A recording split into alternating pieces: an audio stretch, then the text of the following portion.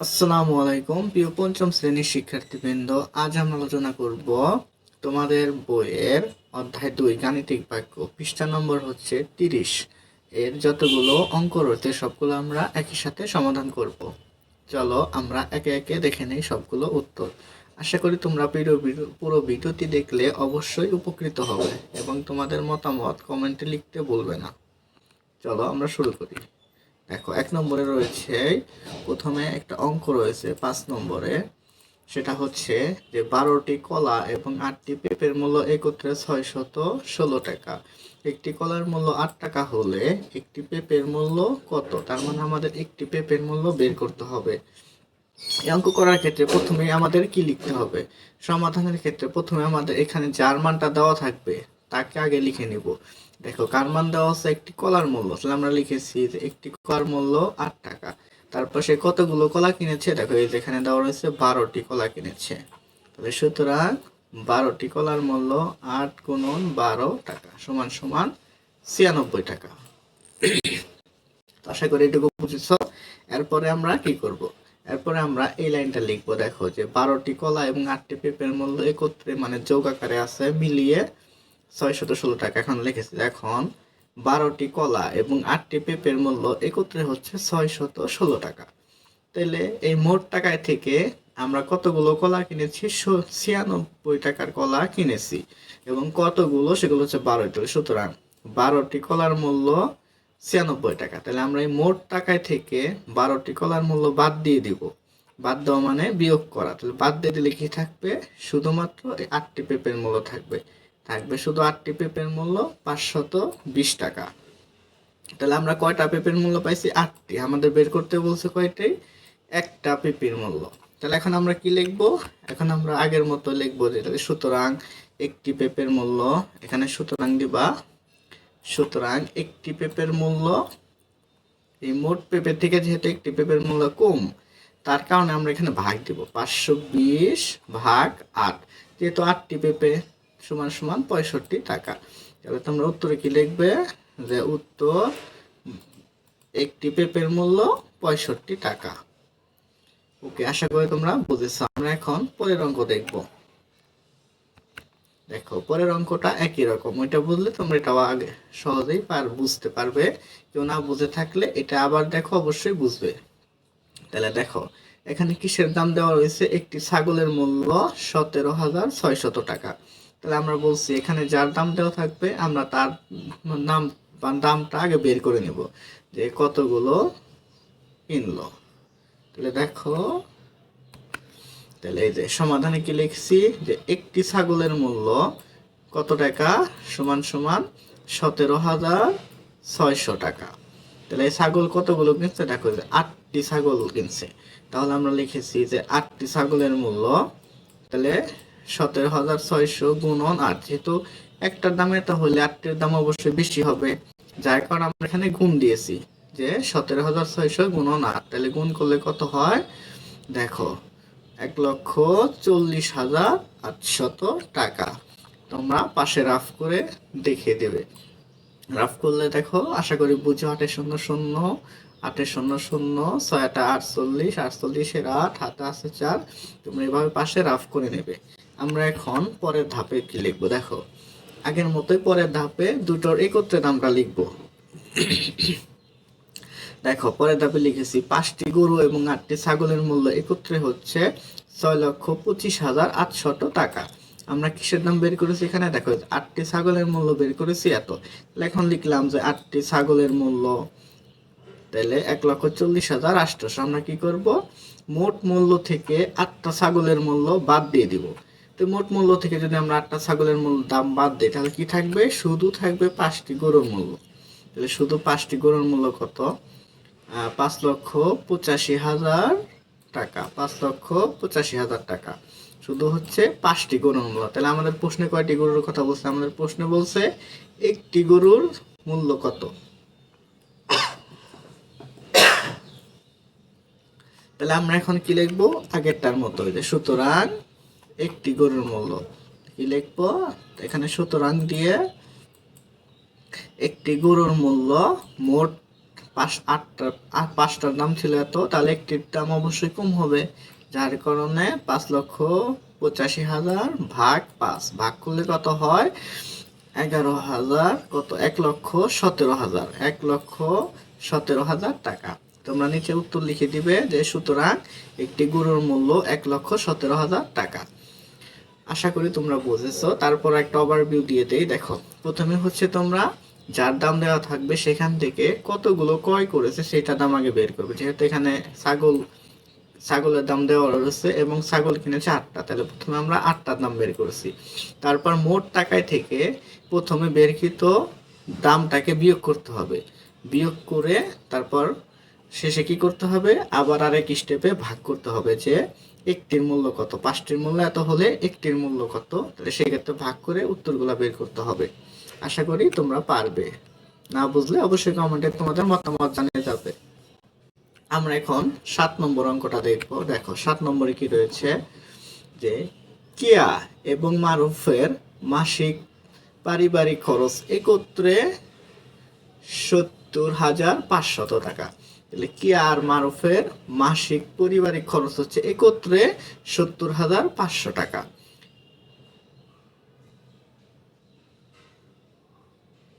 তাহলে কিয়া অপেক্ষা মারুফের মাসিক খরচ 5,600 টাকা বেশি। তাহলে কার বেশি? কিয়া অপেক্ষা মারুফের। তার মানে মারুফের খরচ 5,600 টাকা বেশি।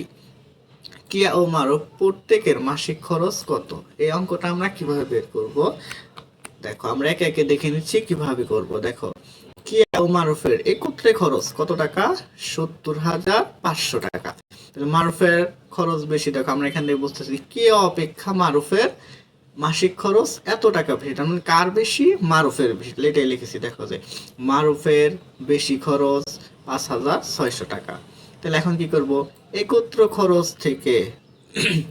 খরচ থেকে বেশি অংশটি বাদ দিলে দুইজনেরই সমান অংশ পাওয়া যাবে।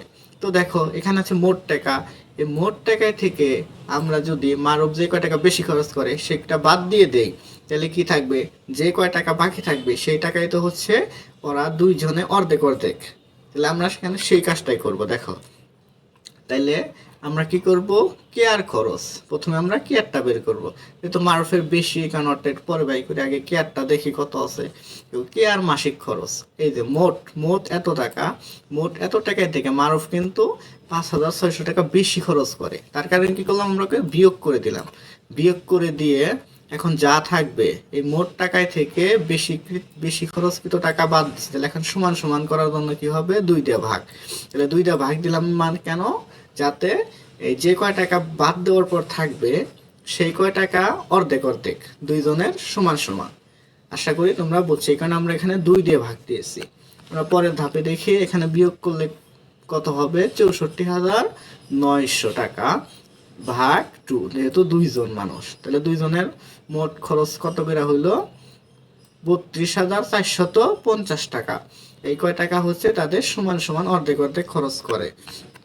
তাহলে দেখো মারুফের খরচ কিন্তু বেশি ছিল কয় টাকা? 5,600 টাকা।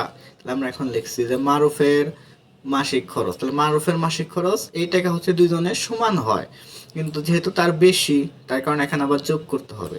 যোগ 5,600 টাকা যোগ করলে কত হবে?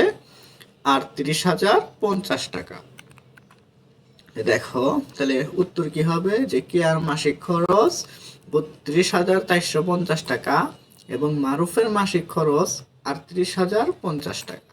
আশা করি তোমরা বুঝতে পেরেছো। যারটা যেহেতু মোট টাকায় থেকে একজনের টাকা বেশি, সেই কারণে আমরা সেটাকে বাদ দিয়ে দুজনের জন্য সমান করে নিলাম। সমান করে নিয়ে শেষে আবার আমরা যেহেতু তার বেশি তাকে যোগ করে দিলাম। আশা করি এভাবে তোমরাও করতে পারবে। আমরা এখন দেখবো 8 নম্বরে চলে যাব।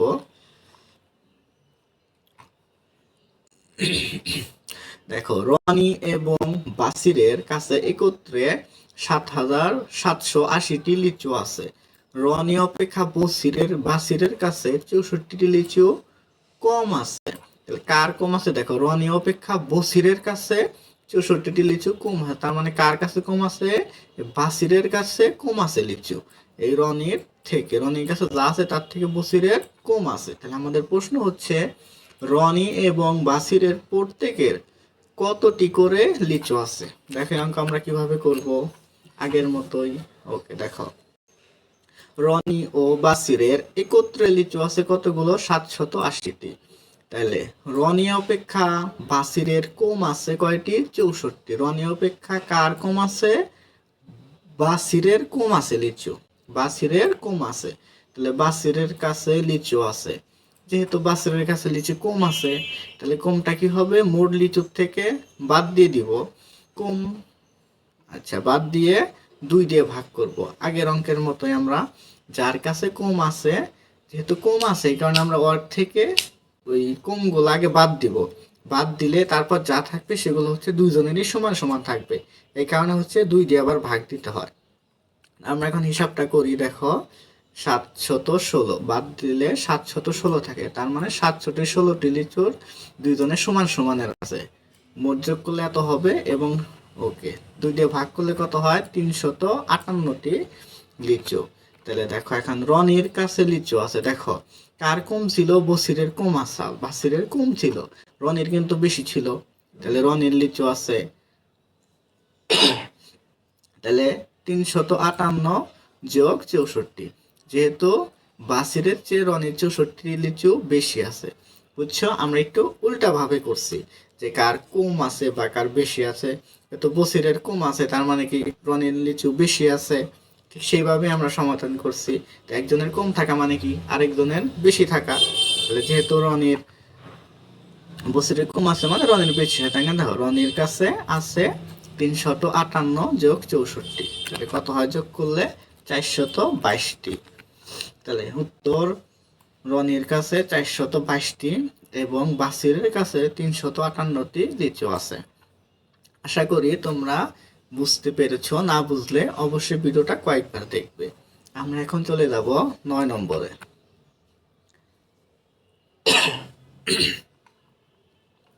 দেখো 9 নম্বরে কি বলছে, সাহিব সাহেব বাজার থেকে 25 কেজি চাল, 350 টাকার সরিষার তেল এবং 668 টাকার মশলা কিনলেন।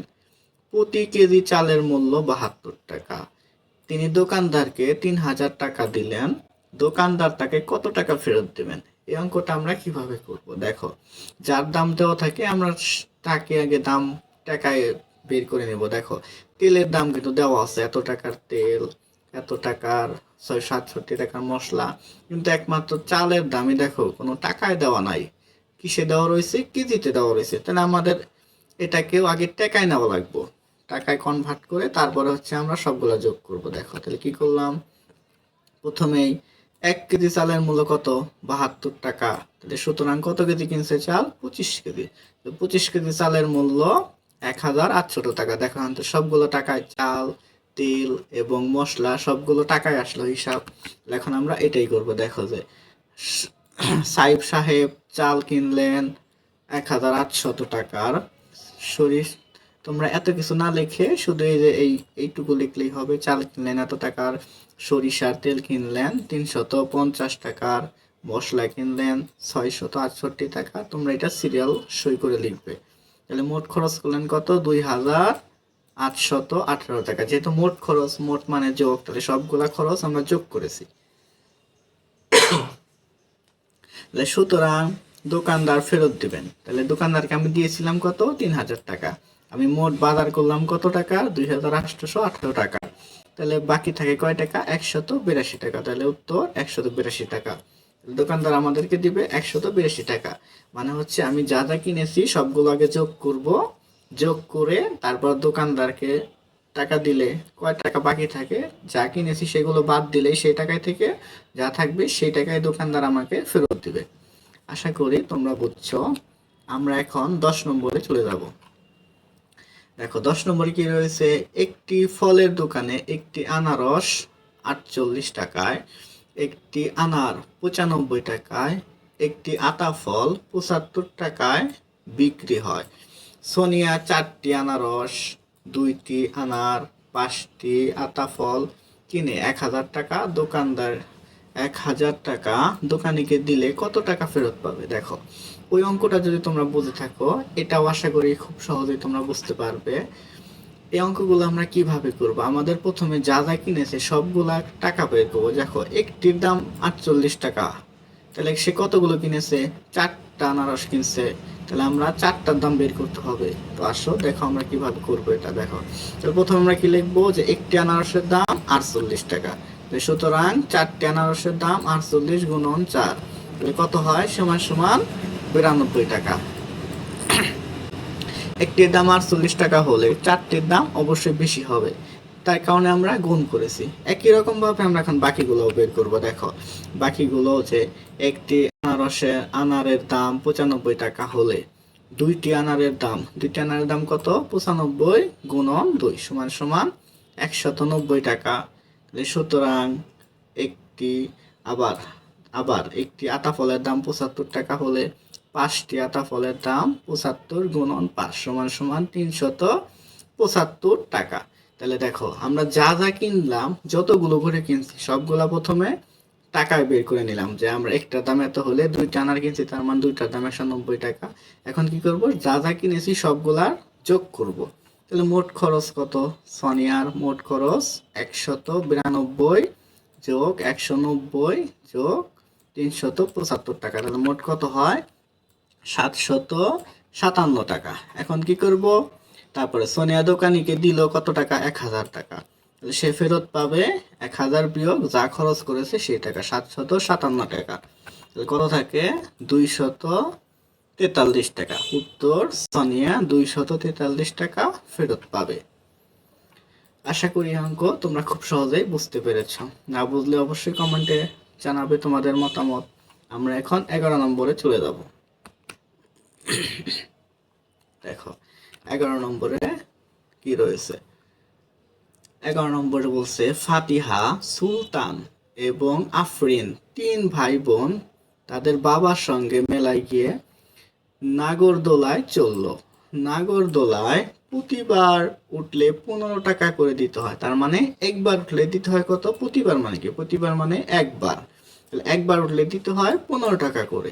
তাহলে নাগরদোলায় ফাতিহা 5 বার, সুলতান 7 বার, আফরিন একবার উঠলো, বাবা কাউন্টারে 500 টাকা দিল, তিনি কত টাকা ফেরত পাবেন? এই সবটা আমরা কিভাবে করব? দেখো ফাতিহা নাগরদোলায় চললো 5 বার, সুলতান নাগরদোলায় চললো 7 বার, আফরিন নাগরদোলায় চললো 1 বার, তারা একত্রে মোট কতবার উঠলো? তাহলে দেখো মোট 13 বার, তারা মোট কয়বার উঠছে? 13 বার। প্রতিবার উঠলে কয় টাকা খরচ লাগে? এই যে এখানে দেওয়া, প্রতিবার উঠলে খরচ লাগে 15 টাকা। তাইলে যেহেতু মোট উঠছে কয়বার? 13 বার, তাহলে আমরা এখন খুব সহজে বের করতে বলবো। দেখো নাগরদোলায় একবার চড়ার খরচ 15 টাকা, তারা মোট কতবার উঠলো? 13 বার। তাহলে নাগরদোলায় 13 বার ওঠার খরচ 15 গুণন 13 সমান সমান 195 টাকা। দেখছো কত সহজে বের হয়ে গেল। তাহলে এখন বাবা কাউন্টারে দিল 500 টাকা, তিনি ফেরত পাবেন মোট টাকা থেকে খরচকৃত টাকা, তার মানে দোলনায় চড়েছিল মোট টাকা হচ্ছে 195 টাকা, বিয়োগ করলে কত হয়? 305 টাকা। তাহলে উত্তর 305 টাকা তার বাবা ফেরত পাবে। আশা করি অঙ্ক তোমরা খুব সহজেই বুঝতে পেরেছো। আমরা এখন দেখব 12 নম্বর। দেখো 12 নম্বরে কি রয়েছে? মা এবং পুত্রের বয়সের সমষ্টি 45 বছর। মায়ের বয়স এবং পুত্রের বয়স যোগ করলে কত হয়? 45 বছর। এখানে বলছে মায়ের বয়স পুত্রের বয়সের 4 গুণ, তার মানে কি? মায়ের বয়স পুত্রের বয়সের 4 গুণ, তার মানে পুত্রের বয়স 4, তাকে 4 দিয়ে গুণ করতে হবে। যেমন পুত্রের বয়স যদি 10 হয়, 10, তাহলে মায়ের বয়স পাওয়ার জন্য কিভাবে করতে হবে? 4 দিয়ে গুণ করতে হবে। 4 দিয়ে গুণ করলে আমরা কত পাবো? 40, তাই না? তাহলে 40 কিসের বয়স হলো? তার মায়ের বয়স। ঠিক সেই রকম করে আমাদের এখানে বলছে যে তাদের প্রত্যেকের বয়স কত, তার মানে আলাদা আলাদা করে আমাদের বয়স বের করতে হবে। তাহলে আমরা এখানে একটা গ্রাফ দেখতে পাচ্ছি। দেখো এটা বোঝার জন্য খুব সহজেই, যে পুত্রের বয়স দেখো মায়ের বয়স হচ্ছে পুত্রের বয়সের 4 গুণ, তার মানে এটা যদি পুত্রের বয়স হয়, এইটুকু হচ্ছে পুত্রের বয়স, তাহলে পুত্রের বয়সে কত দিয়ে গুণ করতে হবে? ঠিক এতখানি, তো আরো 4টা বক্স দিয়ে গুণ করতে হবে। দেখো যে এতখানি 4টা বক্স, তাহলে গুণ করলে আমরা কত পাবো, মায়ের বয়স পাবো। এই যে মায়ের বয়স মোট 45 বছর। তাহলে আশা করি হয়েছে। এখন আমরা দেখো কিভাবে করি অঙ্কটা। দেখো, পুত্রের বয়স, পুত্রের বয়সের এক গুণ। তাহলে দেখো পুত্রের বয়সের তো এক গুণই হবে, যেহেতু পুত্রের বয়স মনে করো 10 বছর, তাহলে পুত্রের বয়সের কয় গুণ, এক গুণ। এখন মায়ের বয়স পুত্রের বয়সের 4 গুণ। মায়ের বয়স পুত্রের বয়সের কয় গুণ, এই যে 4 গুণ এখানে বলছে, দেখো 4 গুণ। তাহলে সুতরাং মা ও পুত্রের বয়সের সমষ্টি কত, মা ও পুত্রের বয়সের সমষ্টি 4 যোগ 1 সমান সমান 5 গুণ। এই লাইনটাকে তোমরা এখানে দাগ দিয়ে তারপরে হচ্ছে নিচে লিখে দিলেও হয়তো, শুধু এই লাইনটা লিখলেই হবে যে মা ও পুত্রের বয়সের সমষ্টি কত গুণ, 5 গুণ। দেখো এখানে এই যে 1 2 3 4 5, তাহলে মোট 5 গুণ না। দেখো এটা হচ্ছে পুত্রের বয়সের 1 গুণ, পুত্রের বয়সের 1 গুণ, এবং মায়ের বয়স পুত্রের বয়সের 4 গুণ। এই যে 4টা বক্স, 4 গুণ। তাহলে মোট কয় গুণ হলো, 1 2 3 4 5, মোট 5 গুণ হলো। তাহলে আশা করি বুঝছো। তাহলে প্রশ্ন মতে 5 গুণ সমান সমান 45 বছর। তাহলে এই যে প্রশ্ন মতে এই যে 5 গুণ, কলমটা চেঞ্জ করে নিচ্ছি আমি তোমাদের বোঝানোর জন্য। দেখো, হ্যাঁ কালো দেই। দেখো তাহলে এই যে 5 গুণ, এই যে এখানে যে 5টা গুণ আছে, এই 5 গুণ সমান সমান এই যে 45 না। দেখো তাহলে 5 গুণ সমান 45, তাহলে এটাই আমরা এখানে লিখেছি।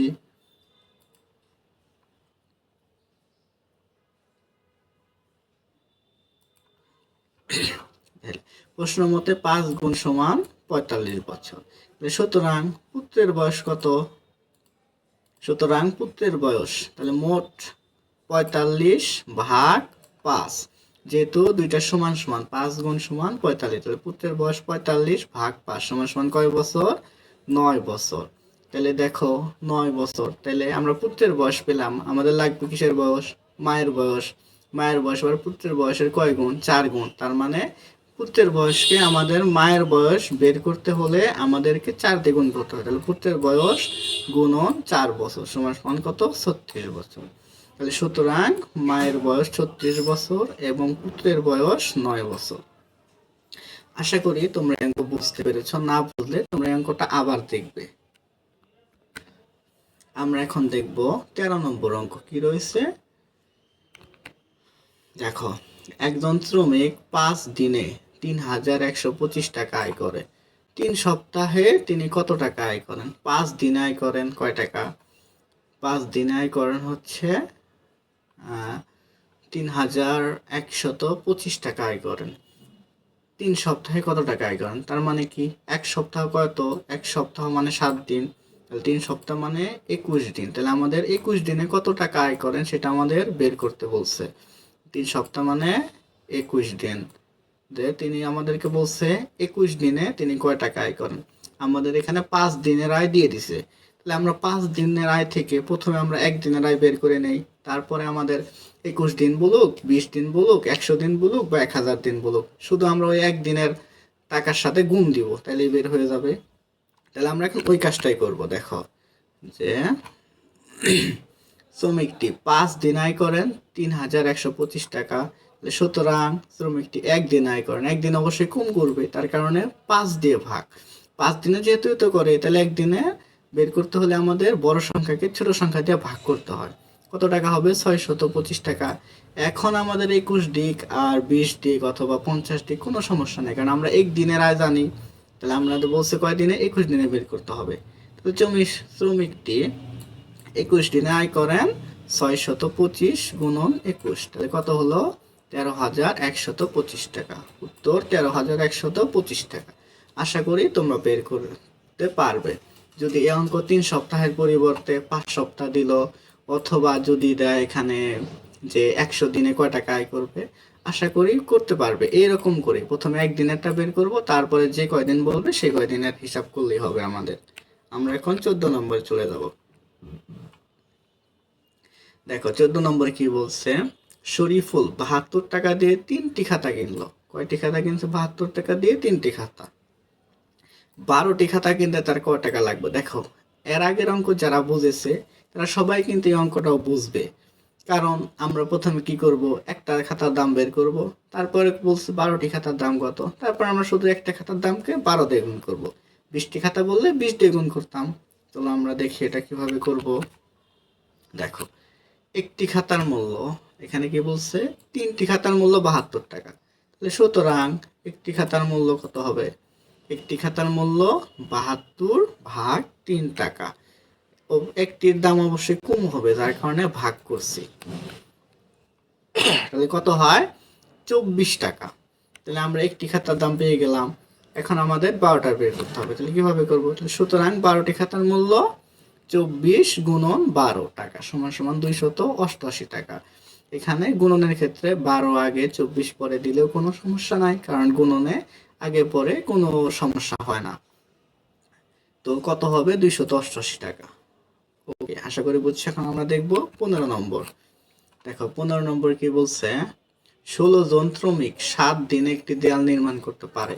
16 জন শ্রমিক মিলে 7 দিনে একটা দেওয়াল তৈরি করে। আমাদের ক নম্বর প্রশ্ন হচ্ছে যে 4 জন শ্রমিকের ওই দেয়ালটি নির্মাণ করতে কতদিন সময় লাগবে? তাহলে এটা আমরা কিভাবে করব? আগের মতোই প্রথমে আমরা একজন শ্রমিক নির্মাণ করলে কতদিন সময় লাগে সেটা বের করব। তারপর সেই 14 দিন 4 জন বলুক 5 জন বলুক, তারটা আমরা খুব সহজেই বের করব। ওকে, দেখো তাহলে কিভাবে করব। এই যে খ নম্বর, 16 জন শ্রমিক দেয়ালটি নির্মাণ করতে সময় লাগে 7 দিন।